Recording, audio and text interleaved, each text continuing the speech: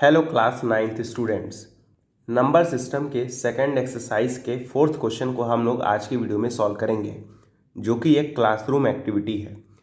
Question है हमें यहाँ पे कंस्ट्रक्शन करना है स्क्वायर रूट स्पाइरल का। आपको स्क्रीन के ऊपर क्वेश्चन नज़र आ रहा होगा, ठीक है। आपको स्क्वायर रूट स्पाइरल बनाना है, आपको फिगर भी दिख रहा होगा क्वेश्चन में ही। तो ये स्क्वायर रूट स्पाइरल बनाना किस तरह है वो मैं आपको समझा दे रहा हूँ। क्वेश्चन आप लोग पढ़ लीजिएगा, ठीक है। स्क्वायर रूट स्पाइरल किस तरह से बनाएंगे यही हमें आज की वीडियो में सीखना है, ठीक है। तो बहुत ध्यान से देखिएगा हमें करना क्या है।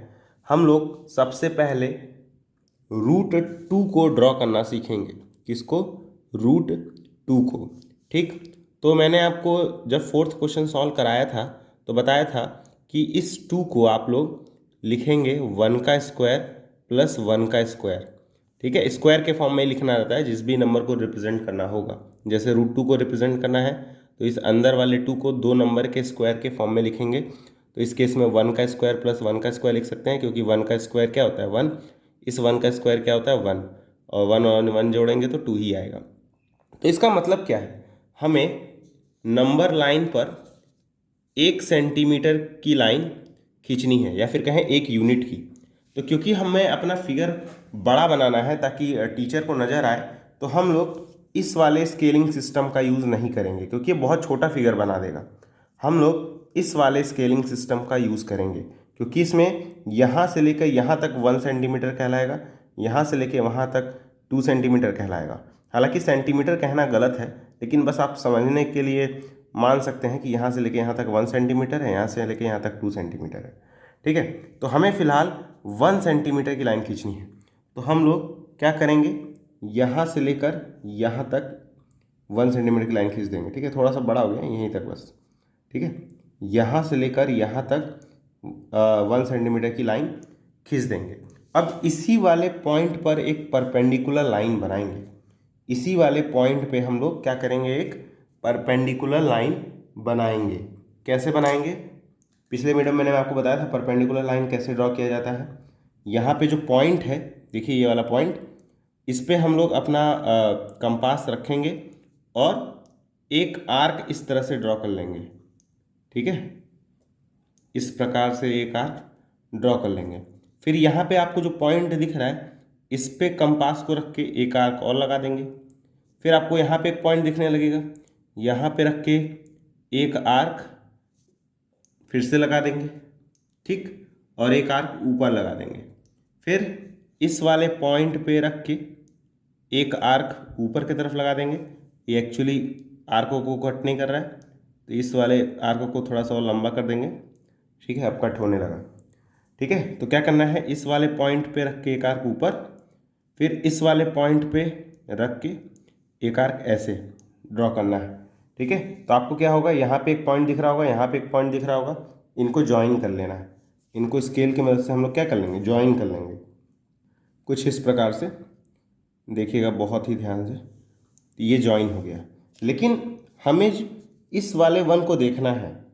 ये 1 बता रहा है कि ये जो लाइन है वो बस 1 यूनिट की होनी चाहिए, तो हम लोग 1 यूनिट की ही लाइन ड्रॉ करेंगे, ठीक है। यहाँ से लेके यहाँ तक 1 यूनिट होगा, तो मतलब बस हमें यहीं तक कंसिडर करना है, ठीक है। और इस वाले पॉइंट को इस वाले पॉइंट से ज्वाइन कर देंगे तो हमें रूट 2 मिल जाएगा, ठीक है।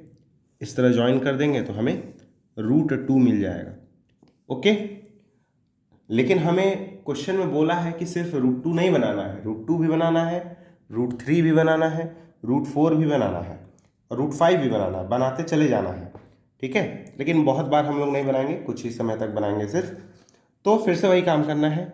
अब इस वाले लाइन पर फिर से परपेंडिकुलर लाइन ड्रॉ करेंगे। तो परपेंडिकुलर लाइन ड्रॉ करने का तरीका क्या था?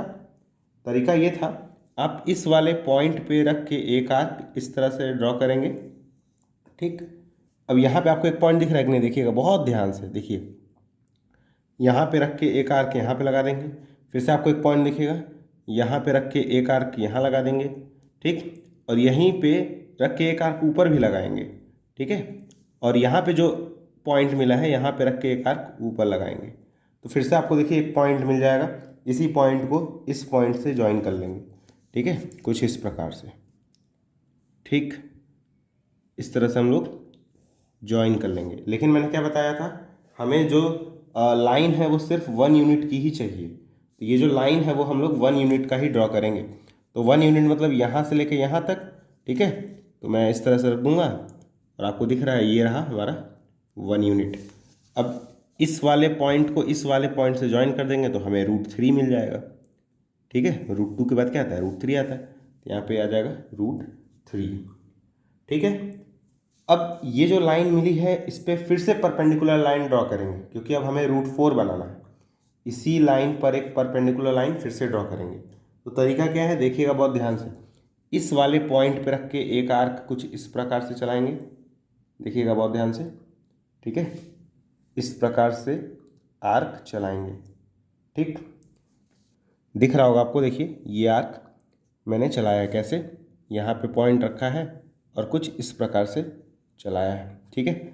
अब ये जो पॉइंट है यहाँ पे देखिएगा, यहाँ पे इस वाले, बहुत ध्यान से देखिएगा, इस वाले पॉइंट पे रखेंगे और एक आर्क ऊपर की तरफ लगाएंगे। फिर एक पॉइंट मिल जाएगा, यहाँ से रख के एक आर्क इस साइड लगाएंगे और एक आर्क ऊपर की तरफ लगाएंगे। फिर आपको यहाँ पे एक पॉइंट दिख रहा होगा, यहाँ पे रख के एक आर्क ऐसे लगाएंगे तो आपको एक और पॉइंट मिल जाएगा।